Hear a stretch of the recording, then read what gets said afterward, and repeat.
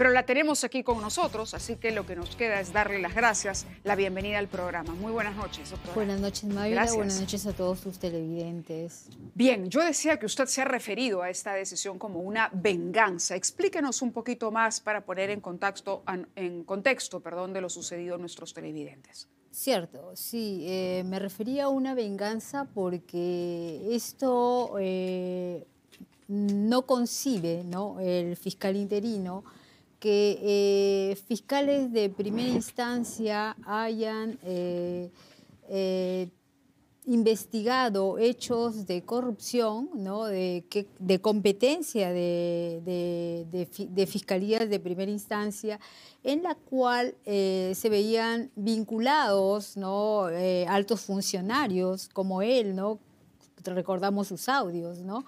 ¿Podría usted recordarle a la audiencia que en este momento nos está viendo cuál exactamente era el vínculo que tenía el señor Tomás Gálvez y por qué él se vio comprometido en el caso Cuellos Blancos? Sí, claro. El fiscal interino tiene audios en la investigación del caso Cuellos Blancos, ¿no? ¿Audios comprometedores? Audios en los cuales se le escucha que hace pedidos al prófugo, ¿no?, César Inostroza Bariachi. Él dice que son coordinaciones que se hicieron en su momento y que no tienen ningún tipo de importancia o que no encubre ni se pueden interpretar como conversaciones que están al margen de la función que le correspondía como fiscal. ¿Qué responde usted? Mire, mira, Mávila, respecto a ello, a nosotros, a cualquier fiscal, a cualquier persona que se le escucha unos audios de esos contenidos, inmediatamente se nos abre investigación, por lo menos en OTSI, ¿no? Y también en la vía penal, ¿no? Entonces, así, mucho más en este contexto del caso de los Cuellos Blancos, ¿no?, donde se traficaban los expedientes, donde se vendían los expedientes, ¿no? Entonces, pero llegó la investigación a establecer, digamos, elementos o encontrar elementos que pudieran vincular al actual fiscal interino en un caso de justamente compartir expedientes, intercambiar expedientes, o cosas irregulares.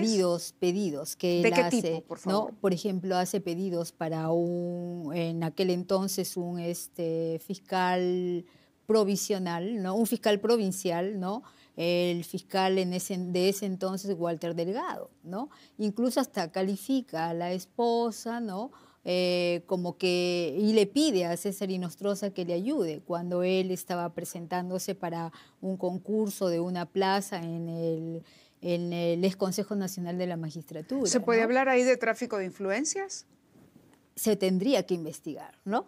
Se tendría que investigar porque se podría hallar actos de tráfico de influencias, ¿no? ¿En los que estaría comprometido el actual fiscal? En los que podría estar comprometido. ¿Por qué no se llegó finalmente a esa conclusión? ¿Por qué no se ha culminado y por qué a la fecha de hoy usted todavía dice se tendría que investigar? ¿Por qué no se investigó? ¿Qué pasó con ese caso? Se estuvo investigando y han sido apartadas 2 fiscales supremas, ¿no? La doctora Alejandra y la doctora María Elena, si no me equivoco, quienes incluso creo que han presentado una denuncia, ¿no?, respecto a su apartamiento del caso de esta investigación, en la que estaba siendo investigado o iba a ser investigado el fiscal supremo.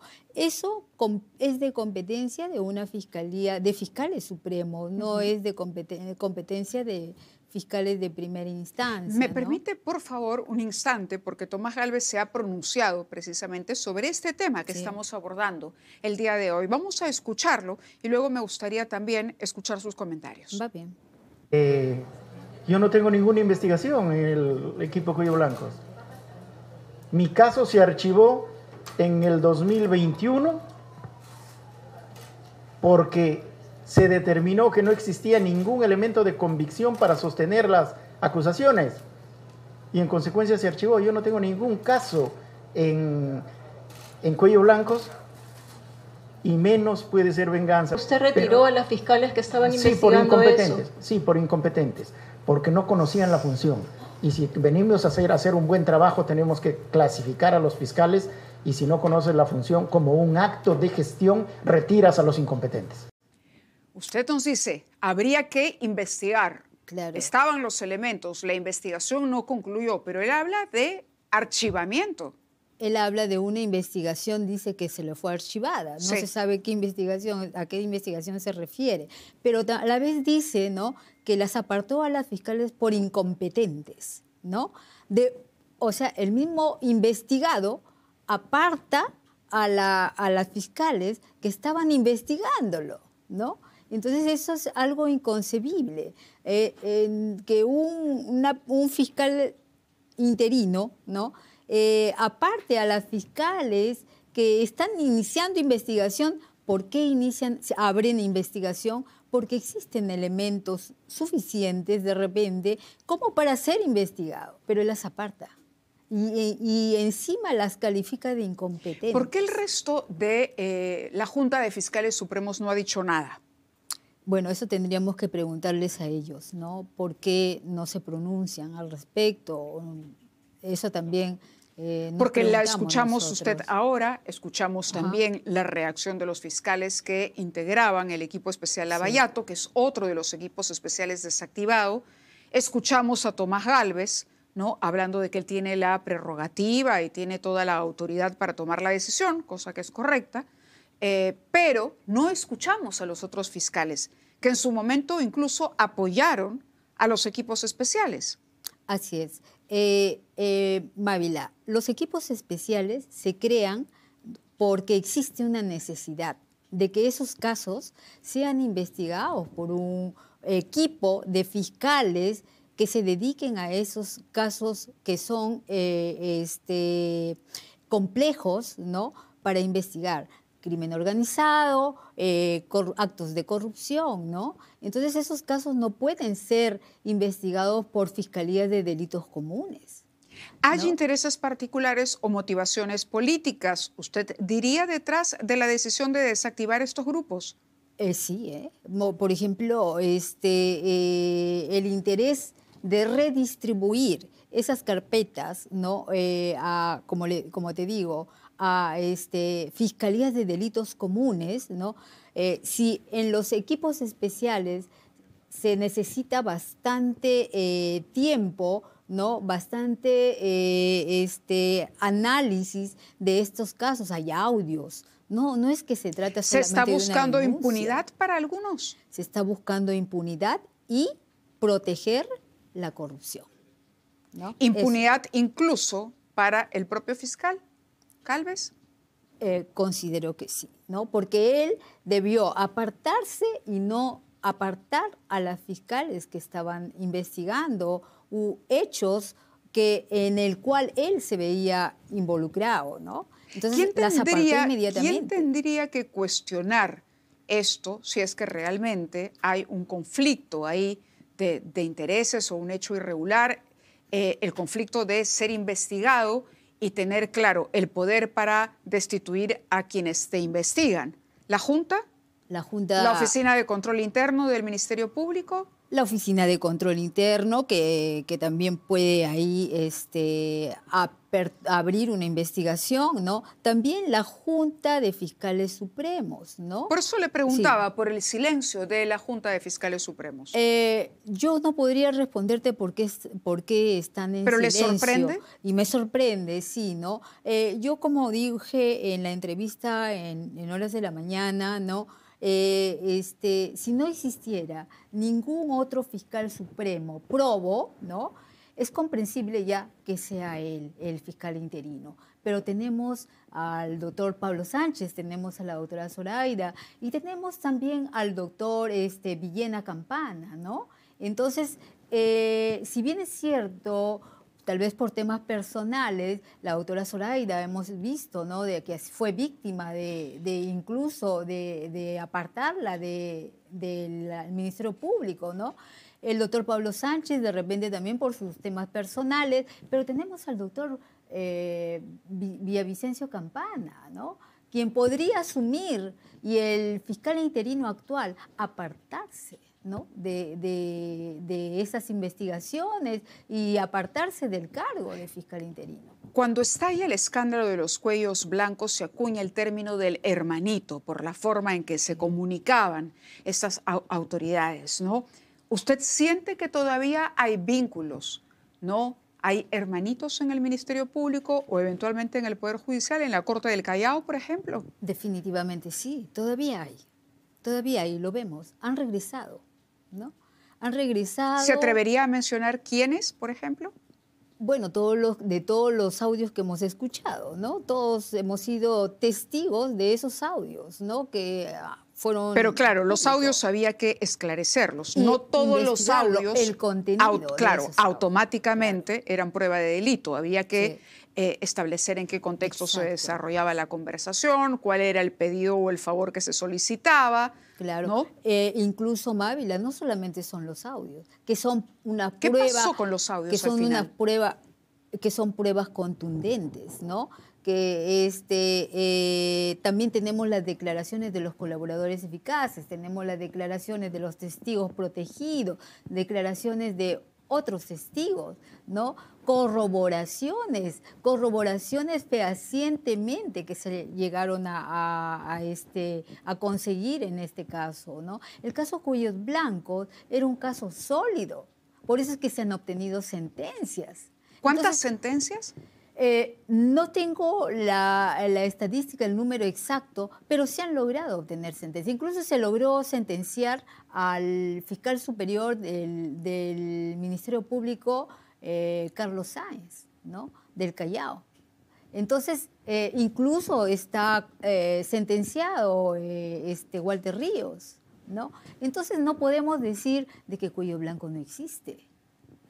Eso no cabe, ¿no? Entonces, o no sé de qué, incluso se nos califica a los fiscales que hemos investigado este caso y otros fiscales que han continuado la investigación, ¿no? En su debido tiempo que yo investigué, ¿no? En mi nivel, en primera instancia, ¿no? Se nos califica de problemáticos, hasta de locos, ¿no? Entonces es algo pues absurdo que se diga que Cuellos Blancos no existe, teniendo los audios y muchos elementos de convicción que hacían de la investigación sólida, ¿no? Resulta pues ¿Qué va a pasar con esa investigación ahora? Porque lo que él sostiene también es que esto se va a redistribuir y que los fiscales encargados van a ir ya no van a formar parte de un equipo especial, pero continuarán con las investigaciones. Escuché en una entrevista horas antes, ¿no? En RPP también, que el doctor Carlos Caro opinó de que la resolución dice larga y clara, ¿no? De que cada fiscal se va a llevar sus carpetas, ¿no? Sí. Pero no es verdad. Hemos visto ahora en el peruano resoluciones en las que apartan a fiscales, por ejemplo, la doctora Juliana Chávez, ¿no? Yo soy testigo en la carpeta número 9 del 2019, en la que es investigado el gran amigo de 20 años, ¿no? José Luis Castillo Alba, ¿no? Amigo del fiscal interino con quien se reunió en una cafetería y del cual se tuvo un acta. La doctora Juliana Chávez fue la que firmó esa acta. Recuérdenos para qué fue la reunión aquella con ese amigo. Él dijo que es su amigo y abogado de hace 20 años, ¿no? Pero el señor, recordemos que este señor, José Luis Castillo Alba, ¿no? Tuvo una prisión preventiva y estaba con comparecencia restringida, ¿no? Y no podía reunirse con personas así, con cualquiera, ¿no?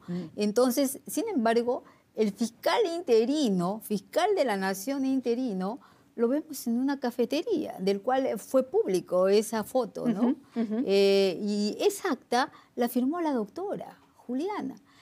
Hoy en la mañana salió su nombre, o el 31 creo, salió su nombre, y yo me doy con la sorpresa que voy a declarar como testigo en esa investigación, y no se llevó a cabo ninguna diligencia. ¿Por qué?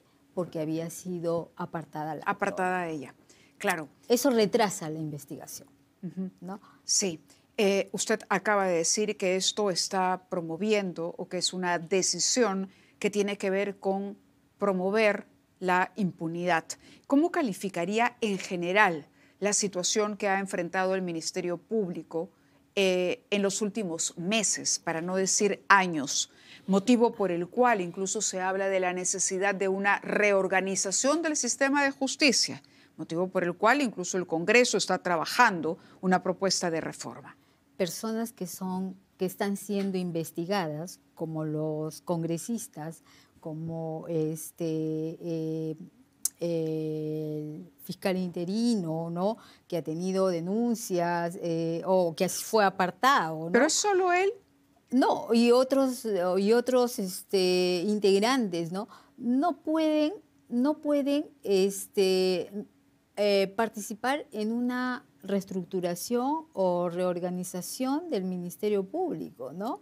Entonces, para ello es necesario que participen en esa reestructuración personas que no se hayan visto involucradas en estos hechos, ¿no? Y el desempeño desde su creación de la Junta Nacional de Justicia, ¿usted considera que, digamos, el balance al cabo es positivo, es negativo?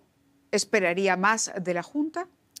Yo pienso que la anterior Junta Nacional de Justicia, ¿no?, fue mejor que esta que tenemos y que la anterior, el ex Consejo Nacional de la Magistratura, ¿no? También tuvo sus momentos equívocos, ¿no? Y hay que recordar bueno, que escándalo propició justamente que, sí, digamos, se expidiera la partida de función del Consejo Nacional de la Magistratura, sí, ¿no? pero aún considero que los integrantes de la Junta Nacional de Justicia no solamente deben tener títulos, llenarse de cartones, que estudios en Harvard, no, deben tener experiencia de campo, ¿no? Deben saber diferenciar, y eso lo hemos comprobado, ¿no?, en las diligencias que hemos escuchado y son públicas, ¿no?, de la Junta Nacional de Justicia, que no sabían diferenciar las especialidades de la policía, por ejemplo, una policía de inteligencia, una policía de investigación, ¿no? Pensaba que todas las policías eran una sola, ¿no? Entonces ahí se nota que, la falta de experiencia, la falta de trabajo de campo. Para elegir un miembro de la Junta Nacional de Justicia se debe ver un poco más allá de Esta eso, de situación títulos. que le ha tocado vivir en el Ministerio Público fue la situación que la motivó a querer incursionar en política. Mire, yo el fiscal interino de la Nación, no me sentía representada por alguien que yo había hecho un informe comunicando al doctor Pablo Sánchez en aquel entonces, en la cual se encontraba el señor interino, su nombre en el informe que yo realicé, ¿no? Entonces, tener como jefe superior y a una persona en la cual tiene audios, ¿no?, y hace pedidos al correcto, prófugo, pero mi pregunta no me es, sentía claro, yo. de ahí una cosa es no sentirse cómoda y otra es dar el paso y querer ser parte del Senado. Usted iba a ser candidata, pero entiendo sí, que el Jurado Electoral Especial ha declarado improcedente la candidatura. Sí, aún continúo en carrera porque eso ha sido apelado, ¿no? Y estamos a la espera de lo que resuelva el Jurado Nacional de Elecciones, ¿no? ¿Quiere ser senadora? Bueno, sí, ¿no? Sí, ahora sí, porque deseo continuar, ¿no?, haciendo justicia, contribuyendo en la justicia para mi país, ¿no? Y hasta ahora nos hemos visto... Por el Partido Morado iba, ¿no? Por el Partido Morado, del cual fui invitada por Mesías, ¿no?, el candidato a la presidencia, Mesías Guevara. ¿Quiere ser senadora de la República? ¿Para qué, fundamentalmente? Mire, primero, para derogar esas leyes pro crimen, todas, ¿no? Segundo, para mejorar, ¿no?, transformar las instituciones públicas que necesitan un verdadero apoyo y transformación logística y todo ligado al sistema digital del cual está dentro del plan de gobierno de Mesías Guevara, ¿no? Muy bien. Sí. Doctora Sandra Castro, gracias por haber estado con nosotros esta noche. Vamos a ver en qué queda esa candidatura. Si finalmente usted es postulante, por supuesto, la volveremos a invitar para hablar con más tiempo de esas propuestas que llevaría. Gracias. Gracias a usted por estar con nosotros. Vamos a ir a la pausa y vamos a regresar con Fernando Rojas. Él es ex vicecanciller y embajador del Perú en Chile, a propósito de la llegada del presidente electo José Antonio Kast y de la reunión que sostendrá con el presidente José Jarí.